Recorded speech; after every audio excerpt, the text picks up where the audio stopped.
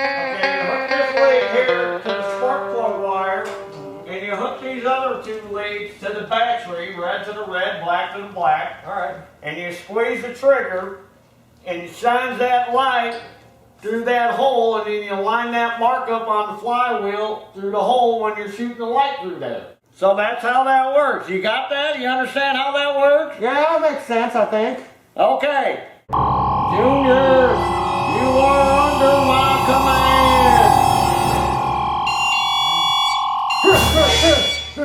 Junior, you feeling all right? You look like you was in some kind of trance. Well, you're shining that light in my face. It was almost like hypnotizing me. Oh, Slippers is here. I don't feel like dealing with him right now. Try to get rid of him, Junior. I'll go hide out in the yard. Alright, Pa, I'll get rid of him. Here I am, Liz. Push down.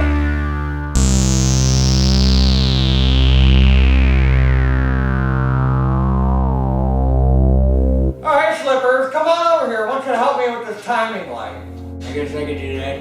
Yeah, come over here. Make yourself useful for once. Alright, now stare into the light here.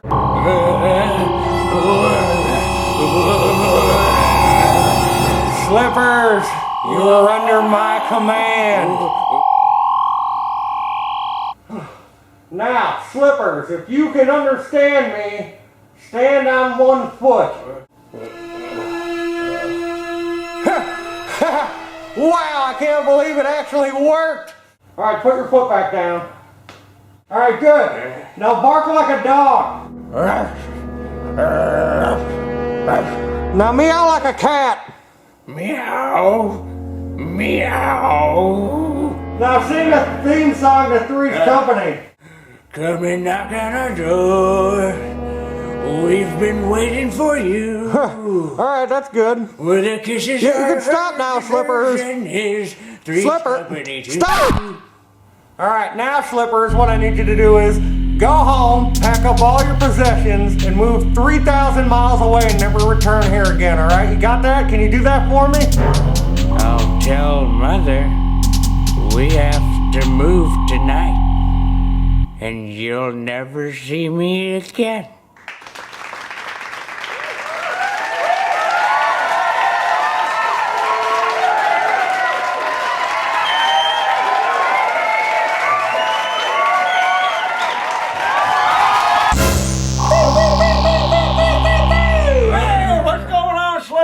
Hey, Taryl. I'm not sure what's going on. I think I was supposed to do something. I think I'm just gonna hang out here then all day, if that's okay with you.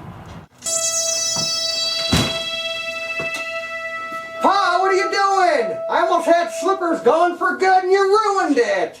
All you gotta do is just hypnotize them again. Here.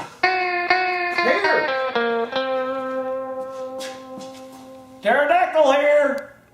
You know what this is? Snowzilla. This is Grass Rat's Garage personal tractor that we use around the shop. It's got that 16 horse K-Series crawler in it. And what we're going to do today is we're going to go over the battery ignition system on this here crawler K-Series 16 horse engine. Okay, battery ignition. You know what that means? It means you got to have a battery for the ignition to work. And I'm going to bring out none other than it's Mr. Test Light. Hello, Taryl. Are we going to do a test today with me? We sure are there, buddy. Jump on that negative terminal on the battery. Okay, Taryl. I love lead. Clip on Mr. Test Light, and then go to the positive terminal on the coil, and when you turn the key, gotta have juice. Gotta have juice going to that coil. So that's the first test you're gonna do. The negative side, one wire goes to the condenser, the other wire goes to the points.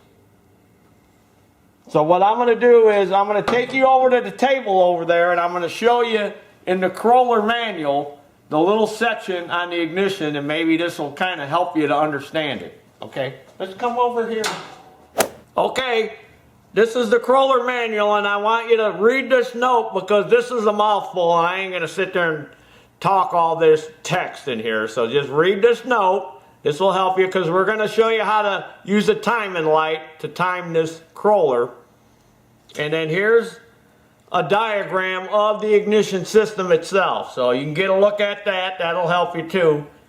You know, you're on YouTube. You can pause things and stop it and read it. Now, stop. So you can do that. You can pause it.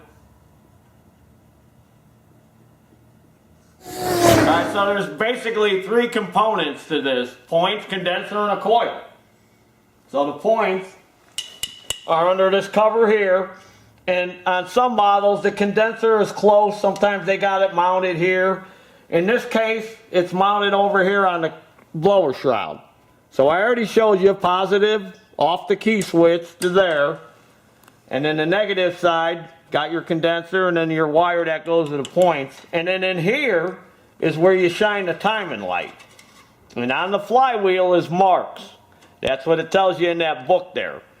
So we're looking for S or SP on this particular model. There is a T, and that's for top dead center. So we want S or SP, and this one's got S. Well, you have to highlight that with something for the timing light to see it. This is the most accurate way to time this engine. You can do it with the feeler gauge on the points, but if you're having engine problems where it's hard to start or something, and you know, it could be the timing's off a little bit. Some of these, you know, it tells you 20, set it at 20 thousandths, and then you close it up to 18 thousandths, and it runs better. So the timing light is the best way to time one of these Kohler cast irons. I want to talk about this points cover a little bit because they got this thing in a hard to get at spot on a lot of these tractors. I actually drilled a hole in there so I could get at that lower screw. Now, you got a couple of different screwdrivers you can use to install it, and here's one of them. This is like electricians use this. It holds the screw for you. And another one I like is this screw starter, where you lock this, and then you put it on here. Oh, there we go. See, and then that holds it for you, so you can get in there and start the screw. It's like having some little tiny baby fingers for you. You can get this at Sears. This is where I got this one at Sears. This is a Craftsman tool. Alright, I got the points cover off. So what you're going to do is when you're using the timing light and you want to get this thing to line up in the hole with the light, you got to loosen that adjusting screw a little bit. Now on this particular tractor, it'd be a lot easier to get at them points if I took this whole hood off. So you just put some tension on that screw that adjusts it, and then there's a slot in here, and I'm going to get a set of points and I'm going to show you where them adjusting slots are and how you can adjust it. Alright, here's a set of them Kohler points I got, brand new. So what you want to do is loosen that screw and put some tension on it, and you see this slot here, and there's a little notch here, and that's for you to get a screwdriver in there. So if you got slight tension on it, you can move the point gap. So you have to mess with this so you get just enough where it's going to put tension on it, but yet you can adjust them. Probably should loosen it up a little more. You know, you'll have your plunger will be pushing on it, and then you can adjust it through that slot. That's what that slot's for. So you can adjust them points. See? You can move it back and forth. And you're going to do that while it's running and you got the timing light shining in there. You might have to have somebody help you. But this is the most accurate way. Or you can just set it like they say from the manual. You know, anywhere from 18 to 20 thousandths, 22. Sometimes it makes it run better. when the points are fully open. That's how you set points. You got to crank it over until they're open. Put your feeler gauge in there, but that's what that little slot's for, so you can move that thing around. Another thing, whenever you do a points condenser job, you always replace the points and condenser. You just don't replace one.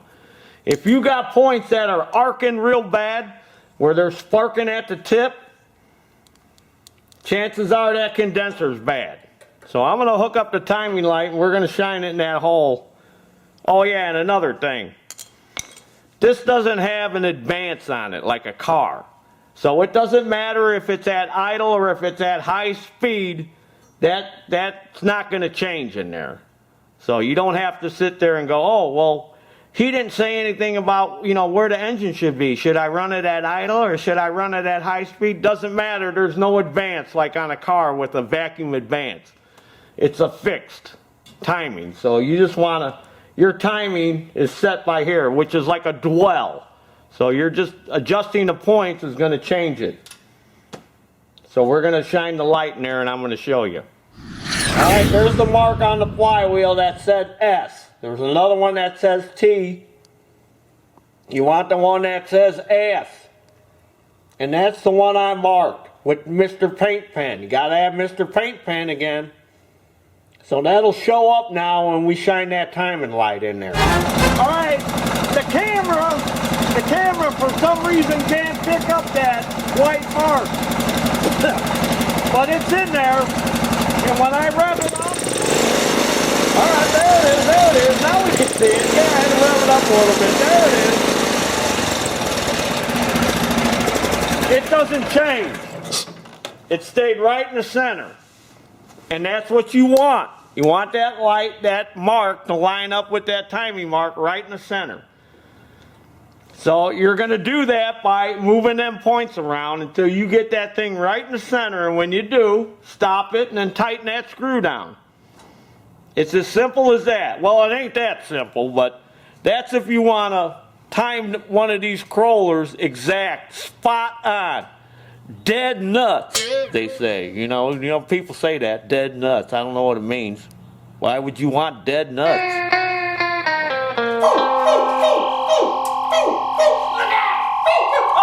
Oh, there you are. So, I hope that helps you in timing one of these crawlers. So, 3 components, points, condenser, and coil. And that's all you need to know about timing one of these K-Series crawlers. And there's your dinner.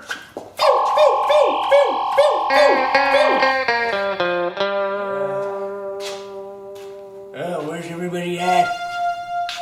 Where are you guys hiding? Oh, what do we got here?